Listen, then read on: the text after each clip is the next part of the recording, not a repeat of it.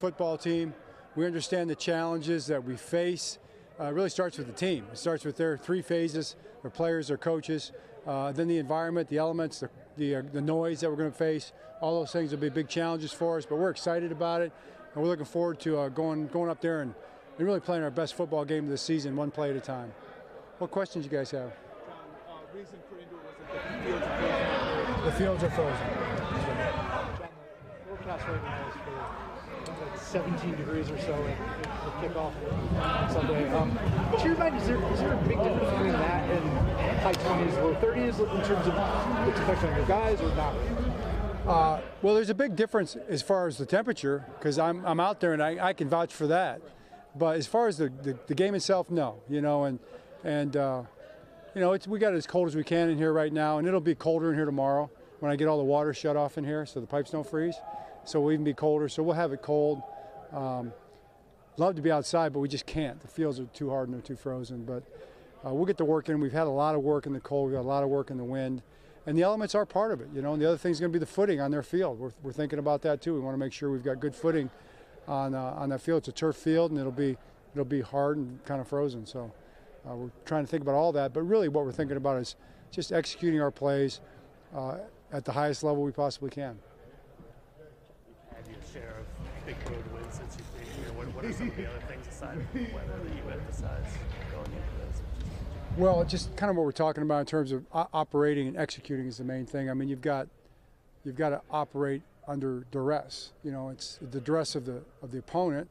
It's also the duress of the environment, and it's really the noise as much as anything, especially for the offense. But that's a two-way street. I mean, you know, we have it in our stadium. Our defense has to operate that way too, and you know, both groups have to deal with communication with noise, you know, so being on the same page, but also being on the same page with the snap count and things like that, trying not to put ourselves in 1st and 15, those kind of things is very important. Coach, what do you see in this group preparing different mentally comparing with the regular season? I don't see it any different. I mean, we've been preparing at a really high level and maybe notched up a little bit. I mean, I think it's natural to kind of turn it up a notch, tighten it down a notch at the same time, and really get locked in for the task at hand every step along the way. But every step along the way, we're trying to do it to the highest level we possibly can anyway. So our guys have done a great job of that. They continue to do a great job of that. That's why they're in the position they're in right now to have a chance to play a game like this. John, you've been a part of so many big playoff games, and you know everything goes into it, whether it's on the field, off the field, the hype, the tightness, the intensity. When you're in those moments coaching, does that leave and it gets back to football, or is that constantly kind of in your mind of any big play, any big mistake, and it's win or go home? No, you don't think that way during the game. You think about the game itself. I think one thing I've found is the margin for error in these games is tighter because you're playing really good teams. It's not so much that it's the opportunity to advance or the downside of not advancing. It's more the fact that you're playing, you know, one of the best teams in the National Football League. So you feel that way in those tight games, like every position is really going to make the difference, and you want to make the most of every play, every possession. John, to that point, turnovers are, you know, obviously a big deal, especially this time of year. I think they've had the fewest. You guys are like third. Why have you been so successful in that area, and how much of a point of emphasis has it been, particularly this time of year? Well, it's a point of emphasis always, and it's a point of emphasis right now big time because, you know, for our offense, this defense takes the ball away a lot. We're going to try to take the ball away from them as much as we can and try to get them as uncomfortable as we can, of course, but also on offense, understanding that's how they play. You know, they try to put you in position where they create turnovers. So, yeah, protecting the football is job one. You know, that was in our meeting today. It's pretty much in our meeting every week, but it was definitely in our meeting today. Might have been the number one point. Job one, number one, protect the football. John, what impresses you about Josh Allen? You've seen Josh Allen a few times over the years, but what impresses you about him? Well, I mean, ultimate type competitor. You know, obviously, he's a fiery personality. We saw that his rookie year. I remember he came over in the sideline and him and Suggs or something. I don't know what happened. He got hit on the sideline or something. He came up swinging, man, and I respected that, you know.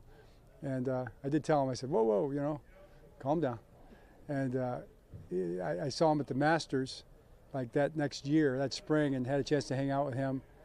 He was there with Sam Darnold and had a few laughs about that whole deal. But a lot of respect for him, competitive guy. You guys expect to be in this kind of round of the playoffs every year. What did you kind of preach to the team, whether it's off season, during the season, postseason, whatever the team leaders express about just the importance of patience and kind of knowing that if you do everything right, you can kind of put yourself in a position to have a really special season?